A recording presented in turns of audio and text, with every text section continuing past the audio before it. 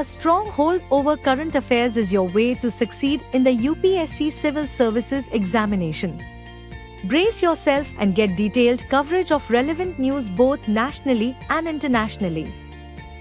With the monthly current affairs revision program starting from 26th October at 5 p.m. Enroll today and elevate your current affairs knowledge with comprehensive coverage of current affairs compiled through relevant sources such as the Hindu Indian Express, Economic Times, PIB Yojana, and others. Expert support and personalized mentoring. Comprehensive assessment through MCQs and mains-oriented questions.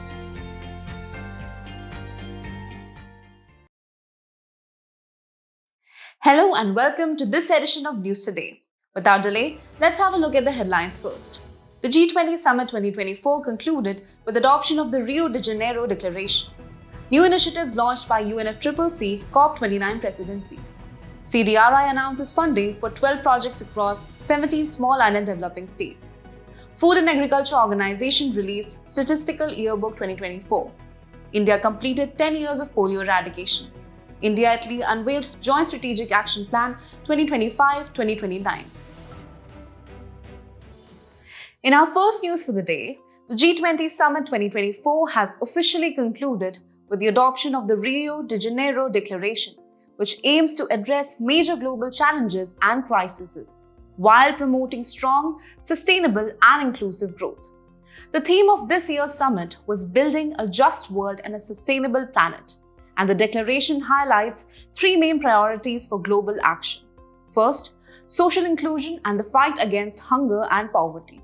It includes the Global Alliance Against Hunger and Poverty, a major initiative aimed at eradicating hunger and poverty worldwide, and Major Coalition for Local and Regional Production, Innovation and Equitable Access, which was launched to promote access to vaccines, diagnostics and other health technologies for neglected diseases and vulnerable populations. The second priority focuses on sustainable development, energy transitions, and climate action. The declaration welcomed the establishment of a task force on a global mobilization against climate change. This task force was established to identify and address structural barriers to fostering private capital flows for climate action, especially in developing countries. Finally, the declaration addressed the reform of global governance institutions. The summit pledged to reform the UN Security Council, aligning it with the realities and demands of the 21st century. This reform aims to make the Council more inclusive, effective, democratic, and accountable. Additionally, the G20 endorsed a roadmap towards better, bigger, and more effective multilateral development banks or MDBs to better support global development. Let's talk about one of the key initiatives, the Global Alliance Against Hunger and Poverty, in detail. The initiative aims to accelerate global efforts to eradicate hunger and poverty. The alliance has 148 members, including 82 countries, African Union, European Union, etc. India is also a member. The goal is to reach 500 million people with cash transfer programs in low and lower middle income countries by 2030 and to expand high-quality school meals to an additional 150 million children in vulnerable nations. With these bold steps, the G20 Summit 2024 has set the stage for a more inclusive and sustainable future. The latest updates from the UNFCCC COP29 brings new momentum to the global fight against climate change. The COP29 Presidency has recently launched two major initiatives: the Reducing Methane from Organic Waste Declaration and the Baku Harmonia Climate Initiative for Farmers. Let's break down what these initiatives aim to achieve.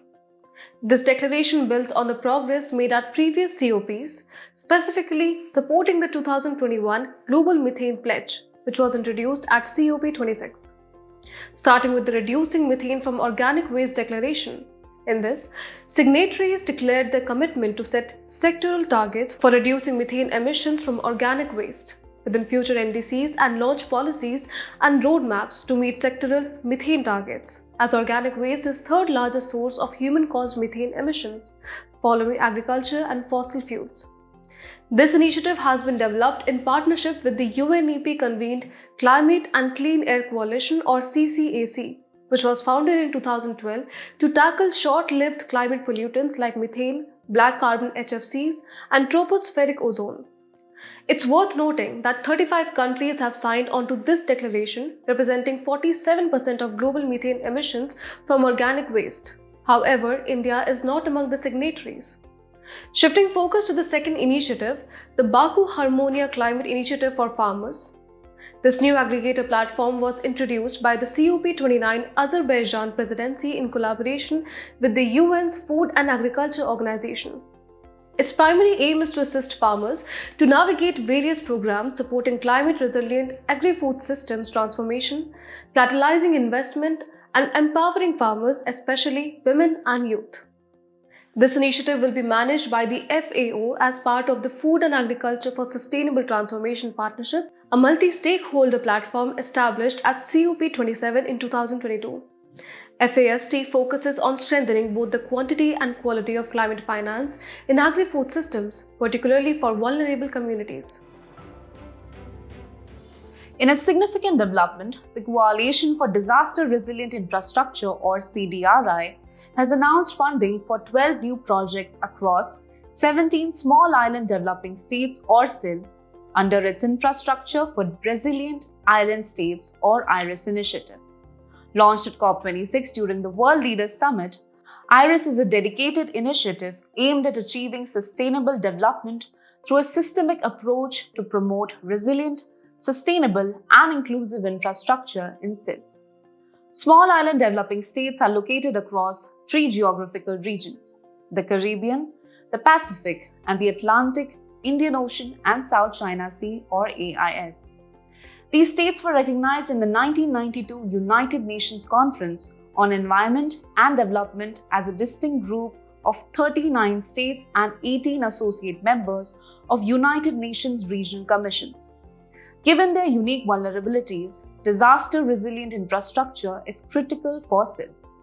These nations are some of the world's most disaster-prone countries, with high exposure and vulnerability to hazards such as cyclones, floods, droughts, sea level rise, earthquakes, and tsunamis.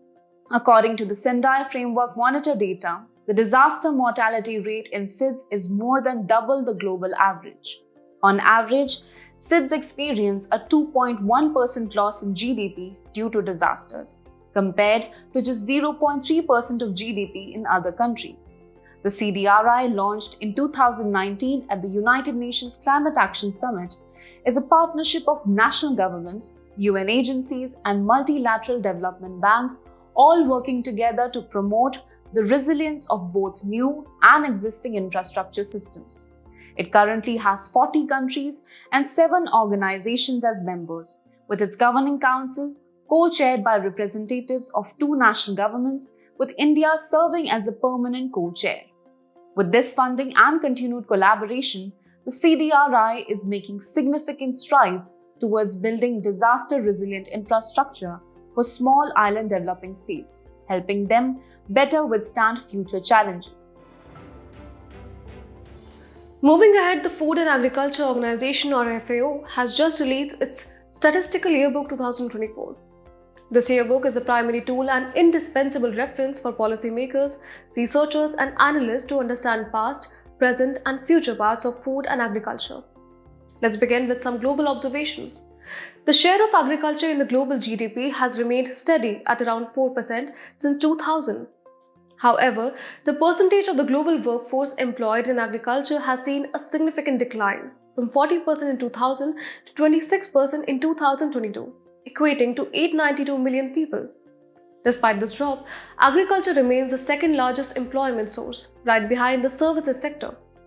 On the topic of global hunger, the yearbook highlights that 9.1% of the world's population was affected by hunger in 2023, a noticeable increase from the 7.5% level seen before the COVID-19 pandemic. Now, shifting our focus to India, there are some important findings. The cropland area per capita has decreased, moving from 0.16 hectares per capita in 2000 to 0.12. Additionally, agriculture's contribution to the total GDP in India has declined from 27.9% in 2000 to 15.9% in 2022, which is still above the world average of 4.3% but below China's 7.7%. Now, let's talk about employment in Indian agriculture. In 2022, India had the largest agricultural workforce in the world, with 226 million people engaged in the sector, followed closely by China with 170 million. Notably, the participation of women in Indian agriculture has grown, increasing from 32.2% in 2000 to 36% in 2022. In terms of agricultural production, India stands out as the second largest producer of sugar, contributing 19% of global output, trailing only Brazil. India also leads as the largest producer of milk, accounting for 23% of the world's milk production in 2022. Other than that, the report states that 6% of India's agricultural land is under organic farming in 2022, making it the second largest globally after Australia's 46%. Additionally, India boasts the largest equipped area for irrigation, covering 76 million hectares, narrowly surpassing China's 75 million hectares. The Statistical Yearbook 2024 by the FAO provides a wealth of information on the shifts and trends within agriculture both globally and within India.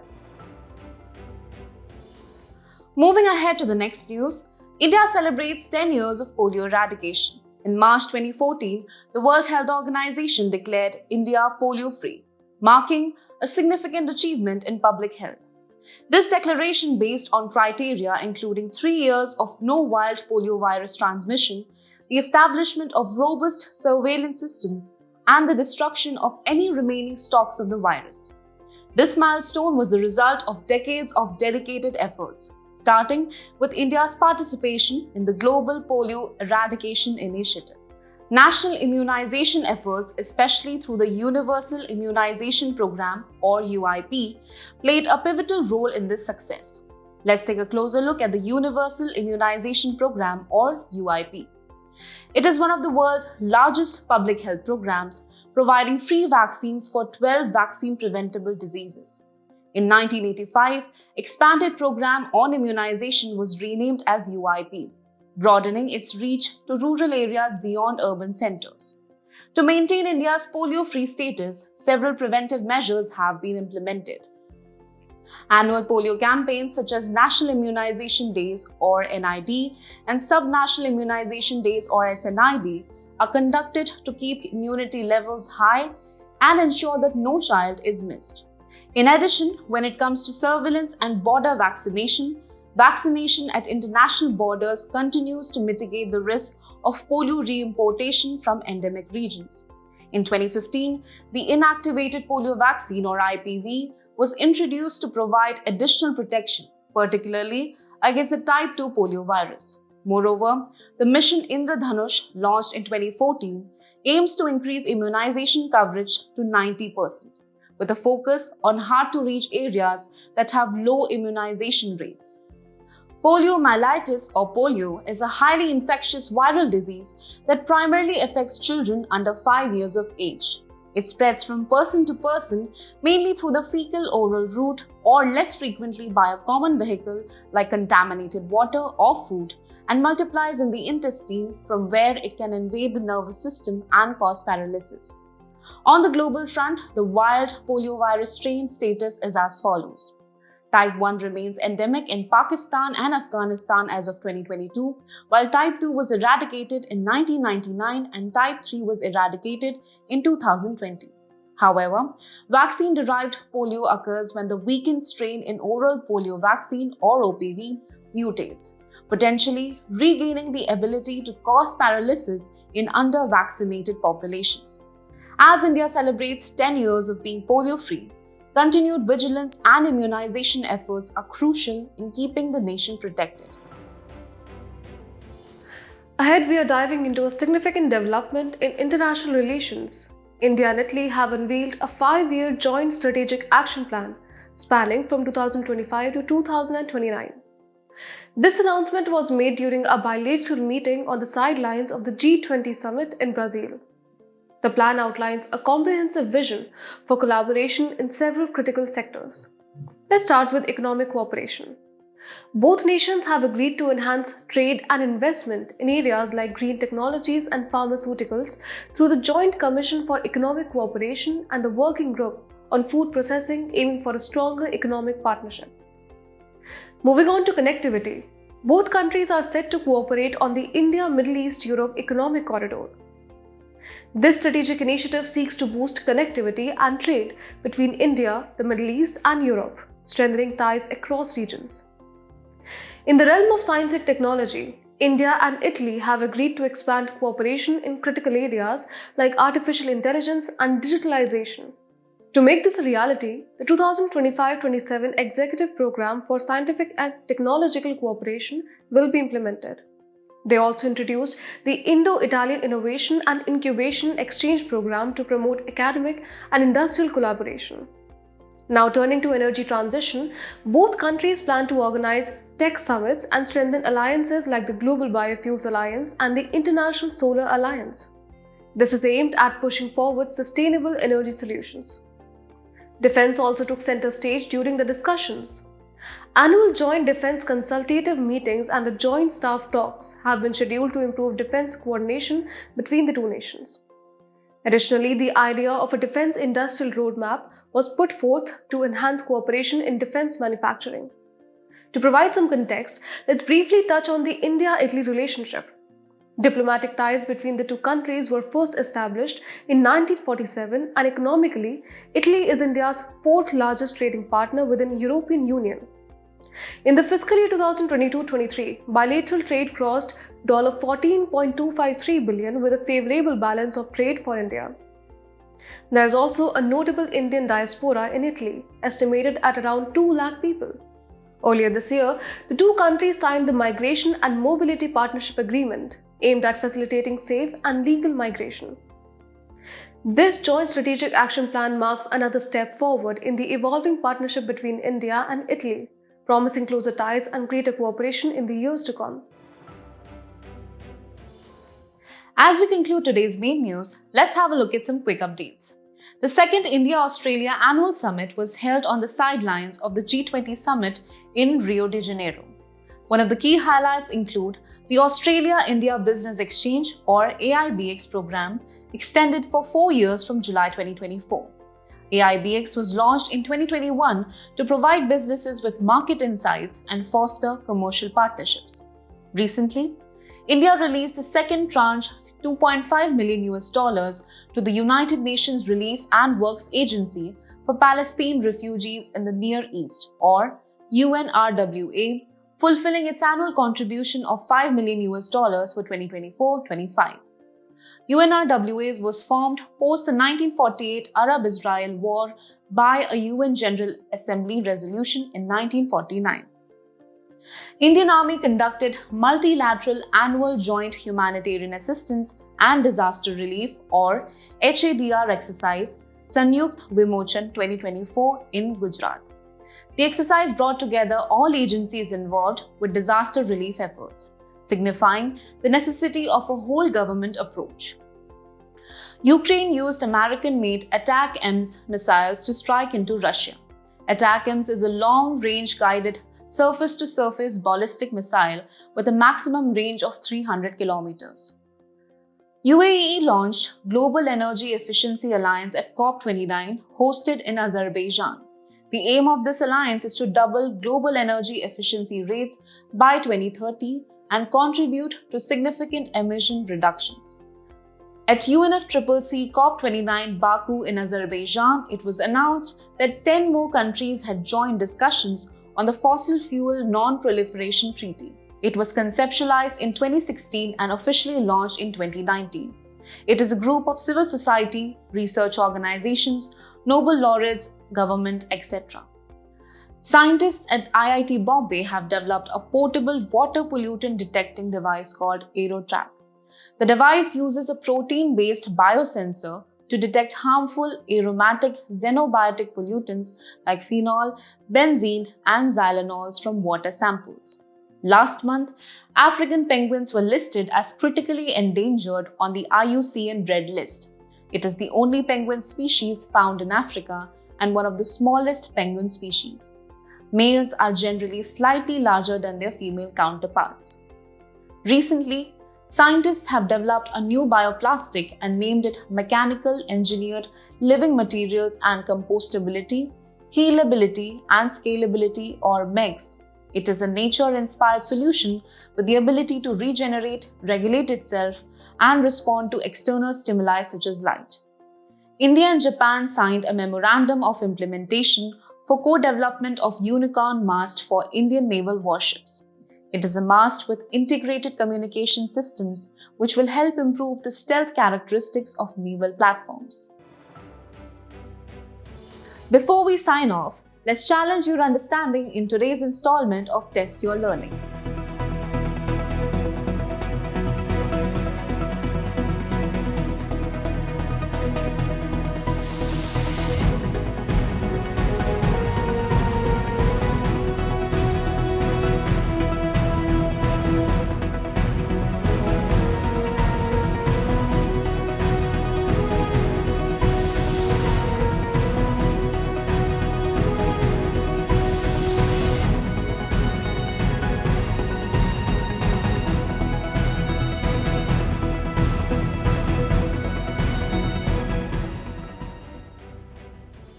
Thank you for joining us. We hope you found this episode of News Today engaging. For the solutions to the quiz and to access the PDF version of News Today, remember to visit the provided links in the description.